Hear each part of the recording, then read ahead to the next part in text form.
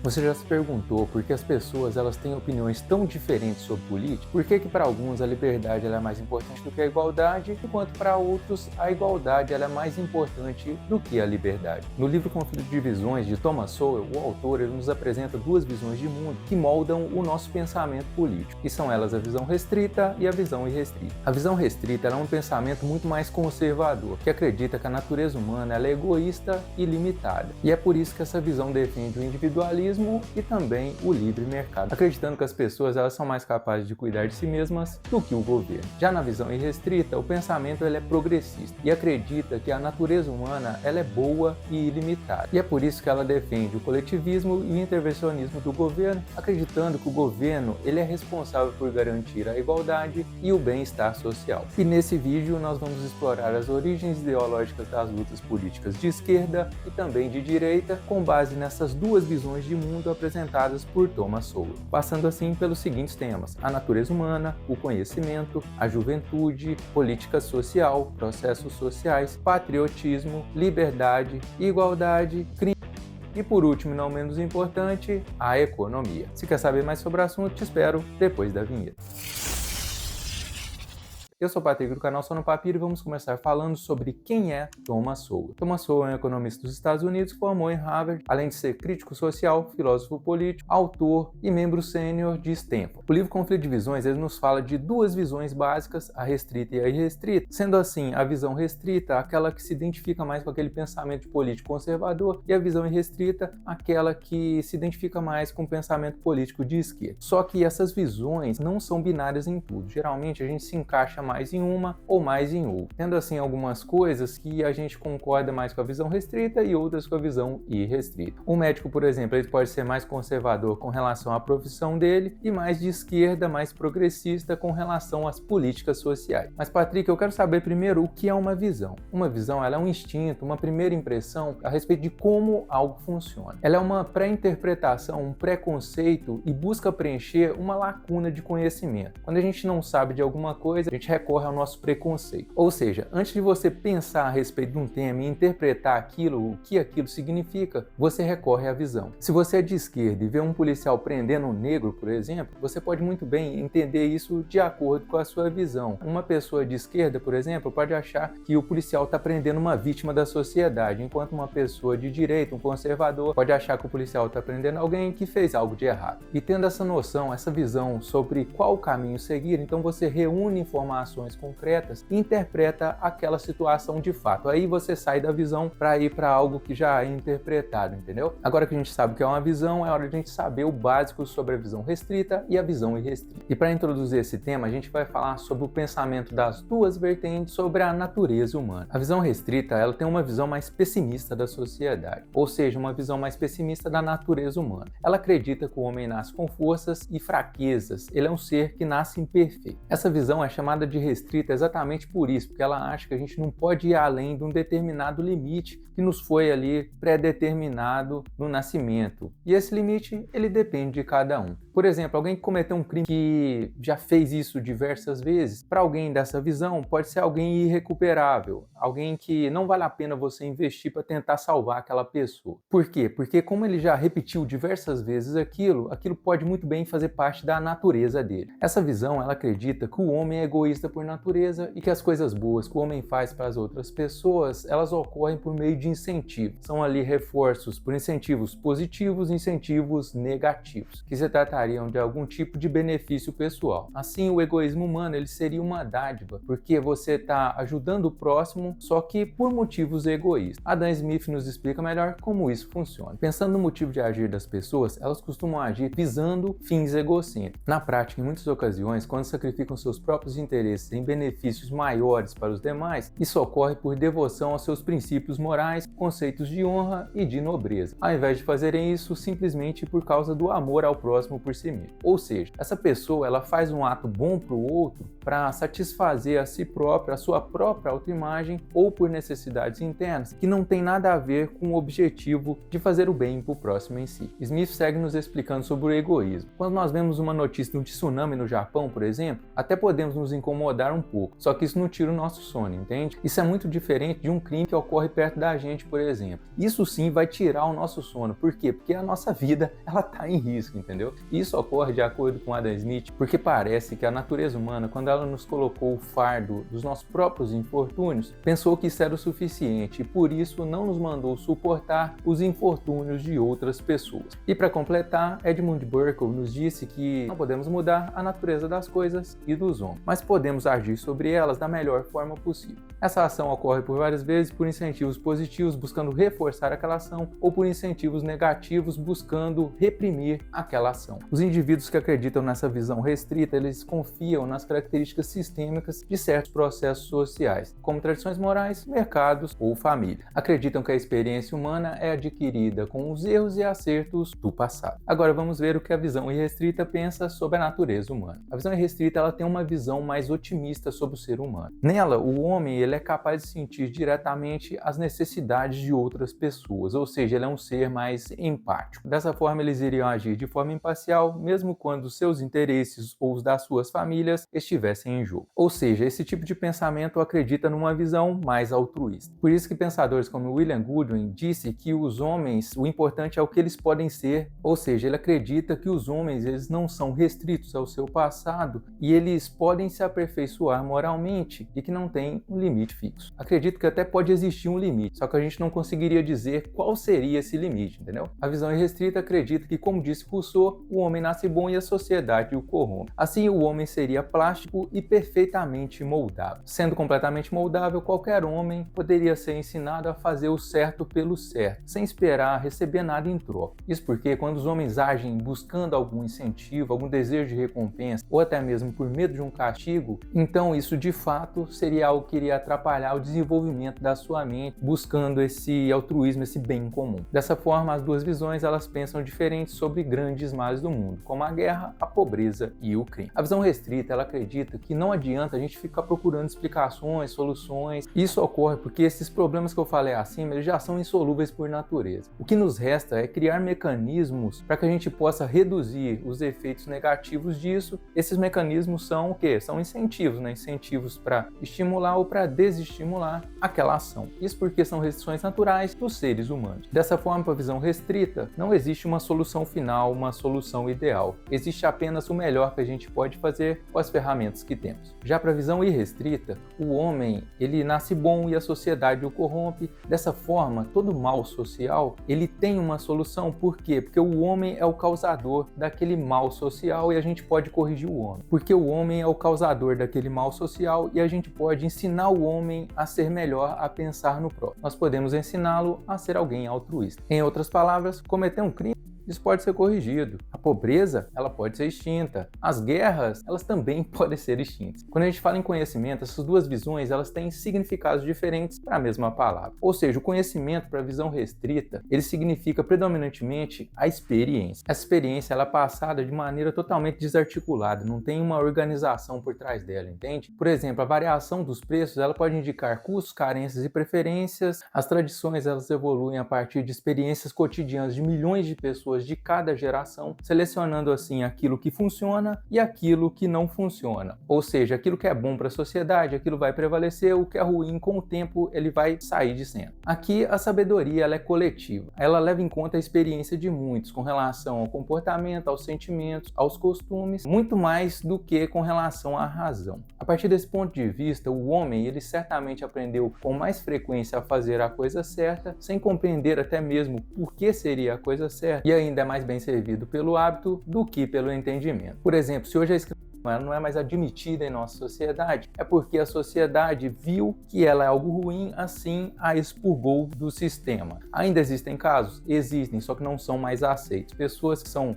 vistas fazendo isso, elas acabam na prisão. A gente devia cuidar dos defeitos de ordem social, de acordo com Birke, com o mesmo entusiasmo que a gente tem que cuidar dos ferimentos do nosso pai. Ou seja, eles não devem ser ignorados e nem é uma determinação para que você possa fazer experimentos com ele. Ou seja, você não deveria ficar fazendo testes com a sociedade. A visão irrestrita, ela entende que o conhecimento ele se baseava no conhecimento ou entendimento daquelas mentes ocultas. É um conhecimento que se concentrava em poucos. A sabedoria das épocas ela era vista por Goodwin principalmente como as ilusões de um ignorante. A idade de uma crença ou prática, ela não é o suficiente para que você deixe de usar a razão com relação a ela. Afinal, não é porque algo é feito há muito tempo ou até mesmo que sobreviveu ao tempo que aquela coisa é boa, entendeu? Então, para você saber se algo é bom ou ruim, você precisa fazer uma avaliação direta, individual e intencional, usando assim uma racionalidade articulada. A visão irrestrita ela acredita em mentes ocultas, ou seja, são intelectuais, eles são os guias, os instrutores das pessoas. Dessa forma, o conhecimento aqui ele é especial, articulado. Aquelas mentes iluminadas vão falar para as pessoas o que elas devem fazer, o que é o certo, o que é o melhor para a sociedade. Assim, o conhecimento desses poucos homens eles seriam suficientes para guiar o povo, para guiar a humanidade. Essa visão ela acredita na ideia de intelectuais desinteressados. São aquelas pessoas que elas não são egoístas, elas pensam no bem humano, assim naturalmente elas buscam o interesse público. Dessa forma, concorda com Rousseau que dizia que era mais natural que os sábios governassem a maioria. Resumindo, a visão restrita acredita que o conhecimento da sociedade deve se guiar como fruto da experiência, enquanto a visão irrestrita acredita que ela deve se guiar pelo conhecimento gerado pelos intelectuais, por aqueles sábios que buscam interesse público. Ah, Patrick, mas onde que eu vou buscar esses intelectuais? Eles estariam muito bem dando aulas nas universidades. Thomas Hobbes ele tinha um problema com relação a esses intelectuais. Ele dizia que eles estavam ali usando palavras muito elegantes, insignificantes, e também acrescentou que não há nada tão absurdo que não se possa encontrar nos livros desses filósofos iluminados. Ou seja, não é porque um filósofo falou que está certo. Agora que a gente sabe sobre o que as visões pensam a respeito do conhecimento, vamos falar sobre o que pensam a respeito da juventude. Com frequência a gente escuta aquela frase que os jovens são o futuro. E ela é típica da visão irrestrita, que é uma visão mais otimista. Ou seja, o jovem ele seria dotado de conhecimento por meio de estudo, por exemplo. Ele não precisaria ter uma experiência para se tornar um sábio. Ou seja, por meio de estudo, você poderia adquirir aquele amadurecimento necessário para você ser alguém sábio, entende? Nessa parte até gostaria de dizer para vocês que dificilmente eu vi alguém que apenas pelo estudo iria adquirir o conhecimento necessário, o amadurecimento necessário. Você precisa também da experiência prática. Até dizem que o sábio é aquele que aprende com os erros dos outros. Mas, quando você é jovem, você tende a bater muito a cabeça. Então, dificilmente o jovem ele vai adquirir essa maturidade tão cedo. Um pensador que falou sobre isso é Condorcet. Ele escreveu no século XVIII que um jovem que termina os estudos agora, ele possui mais conhecimento verdadeiro do que aqueles que são os maiores gênios de épocas anteriores. A visão irrestrita ela tende a acreditar que os cabelos brancos eles são apenas um sinal de preconceito e avareza, que são características comuns da idade avançada. E pessoal, o etarismo que a gente vê na sociedade de hoje vem exatamente daí. O idoso que antes era alguém respeitado, hoje é visto por várias pessoas como alguém significante e aquela experiência de vida dele é jogada totalmente de lado. Por quê? Porque o jovem tem acesso, à internet que tem um mundo de conhecimento. Enquanto isso, a visão restrita, ela acredita mais naquelas palavras de Nelson Rodrigues. Jovens envelhecem. Isso não é dito à toa, tá? Em geral, o jovem, ele não tem prudência, que é uma virtude que vem apenas com a experiência. E Thomas Hobbes disse isso de forma muito clara. Não se pode buscar prudência na juventude, pois a prudência, ela é vista como um fruto da experiência. Como são jovens, essas pessoas, elas têm muitos ideais e pouca experiência, além delas serem muito arrogantes, achando assim que conhecem tudo sobre o mundo. E um traço deles é a inconsequência, ou seja, eles não pensam nas consequências de suas ações, eles não são cautelosos. Essa visão acredita que o jovem ele tem que meter a cara, cometer erros e aprender com esses erros. Isso se eles conseguirem,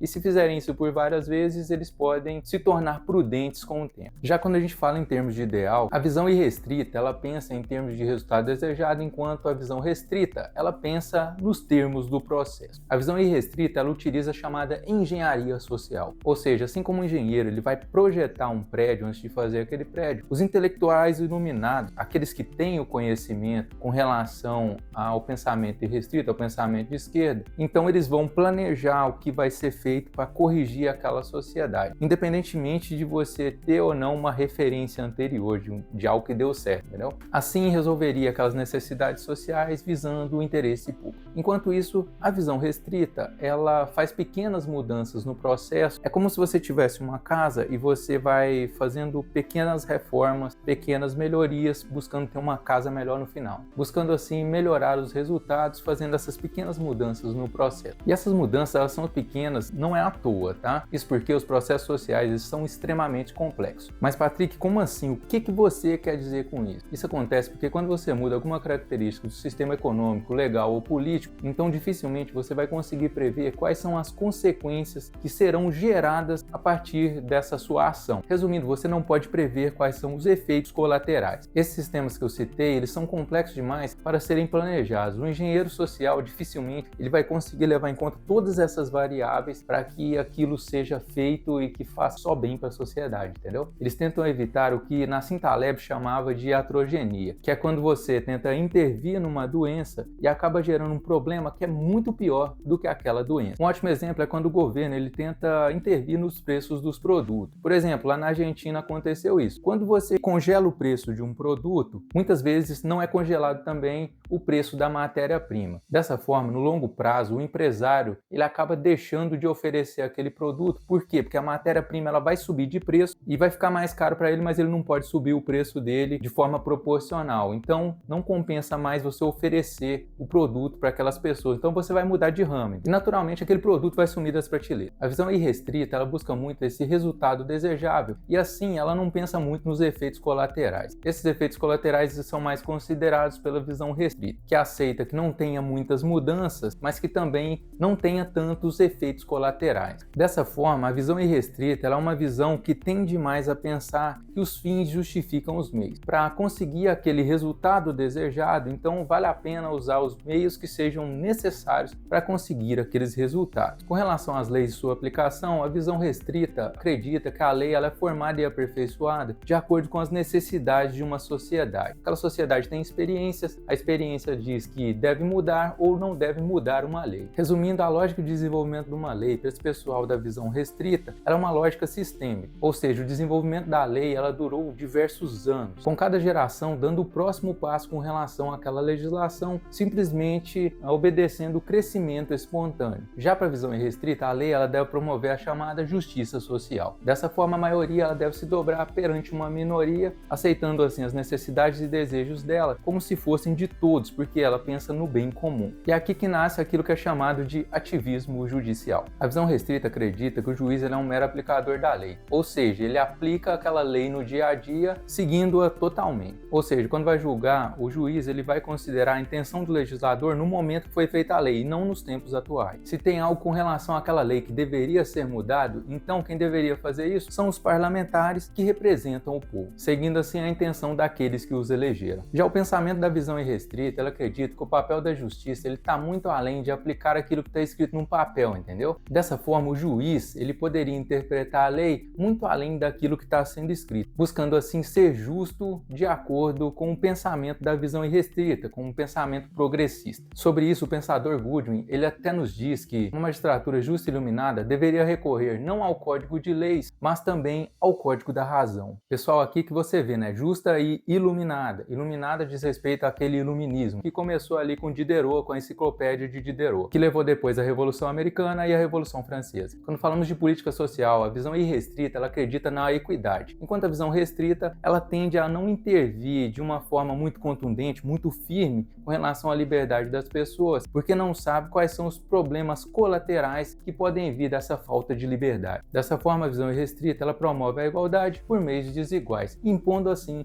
a sua igualdade. É exatamente isso que a gente chama de equidade. Por isso que esse pensamento ele vai numa linha de que o governo ele deve ser centralizador. Ele segue aqueles engenheiros sociais que planejam, buscando assim resultados desejados, que são aqueles intelectuais que pensam no bem comum, que possuem a sabedoria, que possuem o conhecimento. Então, por aqui, o empresário, o homem de negócio, ele tem uma responsabilidade social. Dessa forma, ele tem que contratar, investir, doar, além de conduzir os seus negócios de uma maneira que vai produzir benefícios para toda a sociedade. Aqui eu até aproveito para falar para vocês que no Brasil existem aquelas chamadas doações incentivadas. Então, as empresas chegam, elas doam para uma causa social, só que depois recebem boa parte daquele dinheiro de volta quando vão declarar os seus impostos. Assim, ela posa de bom moço, mas na verdade acaba recuperando aquele dinheiro, entendeu? A visão restrita, ela acredita que a desigualdade é sim um problema, só que a gente não tem uma solução final para esse problema. O que essa visão faz é resolver alguns erros isolados que podem ser corrigidos, coisas mais simples, coisas que elas sabem que não vão ter problemas aí, não vão ter efeitos colaterais. A distribuição de dinheiro para que uma pessoa pobre possa comprar comida, por exemplo, é uma ação que é considerada válida tanto pelo lado restrito quanto pelo lado irrestrito. A visão restrita acredita que seria melhor se todos fôssemos ricos, só que isso infelizmente não é possível. O que resta para a gente olhar para a nossa situação atual, compará-la com o passado e ver que o mundo ele já melhorou muito. Se a gente buscar aí menos 100 anos atrás, as pessoas não tinham chuveiro, tinham que andar às vezes quilômetros para buscar água para tomar um banho, por exemplo, para lavar uma roupa. Hoje em dia já não tem isso, você tem água encanada, você tem a situação da eletricidade que facilitou muito a nossa vida. Existem diversos exemplos, mas aqui já fica claro que o mundo ele melhorou bastante. Com relação ao empresário, o pensamento da visão restrita ele vai no sentido que o empresário ele só tem que pensar no próprio ganho e assim ele vai contribuir de forma pelo menos colateral com toda a sociedade. Ou seja, ele faz isso indiretamente. Ele oferece o produto que as pessoas precisam, ele emprega as pessoas para que essas pessoas elas possam produzir ou até mesmo venderem esses produtos. Essas pessoas poderão comprar aquilo que elas precisam para o próprio sustento, podem usar esse dinheiro para se tornarem pessoas mais esclarecidas por meio do ensino, fazendo a roda da economia girar e melhorando a vida de todo mundo. Quando a gente fala em patriotismo, a visão restrita ela acredita que é importante você ter uma ligação emocional com a sua família, com a sua comunidade, com o seu estado e com o seu país é essencial para o funcionamento de uma sociedade. De acordo com Hamilton, a gente ama as nossas famílias mais que os nossos vizinhos e a gente ama os nossos vizinhos mais do que os nossos compatriotas em geral. Assim fica claro que existe um egoísmo saudável da seguinte forma: primeiro eu, depois os meus e depois os outros. Já a visão irrestrita, ela pensa diferente. Para ela, o mais importante é o bem do ser humano, o bem humano. Assim, o indivíduo, família, comunidade e estado, até mesmo o país, eles são ignorados. O que importa é o bem comum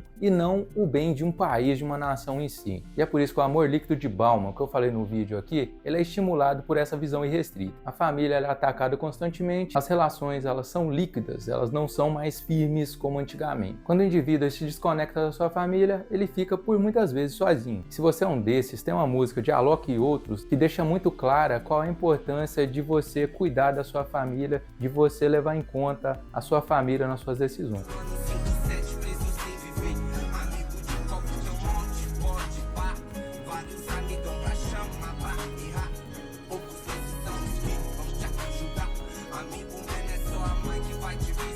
Ou seja, a ideia que eu deixo aqui para você é que a família, ela é imperfeita. Tem diversas brigas, diversos estresses, mas quando der ruim, sabe quem é que vai te ajudar? É ela, a sua família. Ela é o seu seguro. Se você pagar uma de individualista, que é o senhor incrível, a senhora incrível, então espere só até você passar mal, ficar muito ruim. Quem é que vai estar do seu lado? Quem você acha que vai te ajudar? Você tá lá, ó, levantando a bandeira de um partido, para lá ou para cá, ignorando a sua família, aquela galera do partido. Na hora que der ruim, meu camarada, eles vão te abandonar ou até mesmo vão usar o seu nome como uma bandeira, né? Só que não vão estar fazendo nada de verdade por você, entendeu? Assim fica claro que o nacionalismo ele vem de um pensamento mais egoísta e que a falta de nacionalismo vem de algo mais altruísta com relação ali à raça humana como um todo. Quando a gente fala sobre liberdade, a visão restrita ela segue o entendimento de Hayek, que diz que a liberdade significa uma liberdade de coerção, uma liberdade do poder arbitrário dos homens, mas não é livre de restrições ou obrigações que são trazidas pelas circunstâncias. Ou seja, o homem livre é aquele que não é impedido de fazer alguma coisa por outros homens.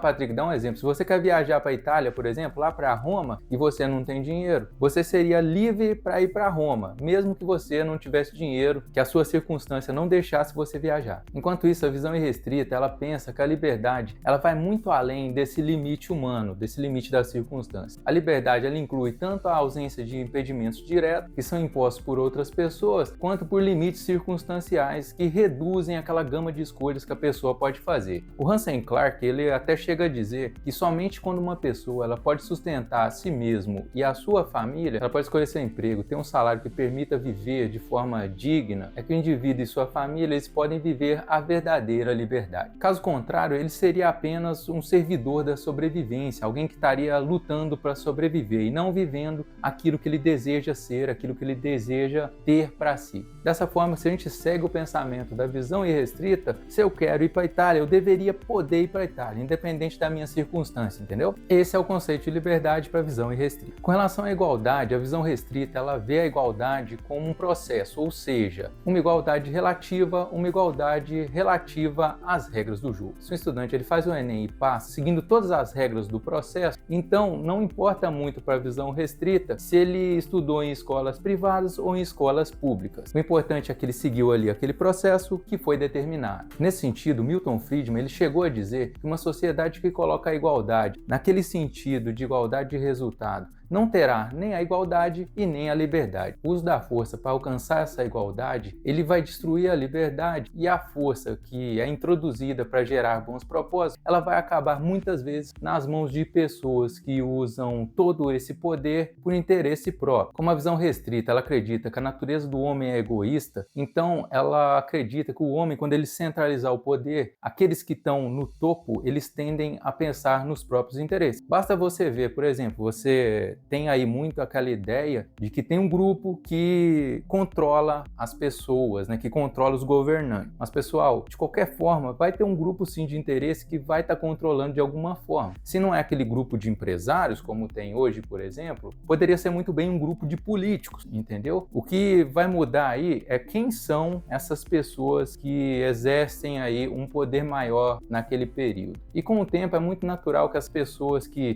têm muita influência no governo, elas vão mudando. Aqui no Brasil, por exemplo, teve um tempo que foram os empresários do café, depois teve um tempo que foram os grandes empresários, teve um tempo que foram os militares. Então esses grupos de interesse, eles vão mudando. A visão irrestrita, ela vê a igualdade como um conceito absoluto. Ela pensa na igualdade de oportunidade. Dessa forma, a visão irrestrita, ela acredita que você usar o mesmo critério para pessoas que têm riqueza, educação, oportunidades no passado e orientações culturais radicalmente diferentes é negar o significado de igualdade. E para eles, essa igualdade de oportunidade ela significa probabilidades iguais para que você possa atingir um determinado resultado. Um resultado tanto na educação, no trabalho ou na justiça. Eles reconhecem que as pessoas elas nascem com habilidades diferentes. Dessa forma, mesmo que as pessoas tenham oportunidades iguais, elas nunca seriam iguais de fato, porque umas iriam se sobressair às outras. Mas mesmo assim, essa oportunidade deveria ser dada a todas as pessoas, independente dela ir bem ou não. A visão irrestrita também gosta de pensar na desigualdade em termos de opressão. Você teria ali um opressor e um oprimido. Então você teria ali o branco e o negro, o patrão e o empregado, o professor e o estudante, entre outros. Enquanto isso, a visão restrita ela reconhece que o capitalismo ele gera muita desigualdade social. Só que ela diz que o capitalismo foi o melhor sistema que foi encontrado pelo povo até o presente momento. Nesse caso, a justificação moral do processo do mercado ele repousa na prosperidade geral e na liberdade que esse mercado vai produzir. Com relação ao crime, a visão restrita ela acredita que as pessoas cometem crimes porque são humanas, porque elas colocam os seus próprios interesses acima dos interesses ou sentimentos ou até mesmo vidas de outras pessoas. Os partidários da visão restrita eles põem ênfase naquelas estratégias para evitar ou desencorajar o crime, ou até mesmo no castigo, ou seja, para desencorajar que aquela pessoa execute aquele crime, execute aquele ato criminoso.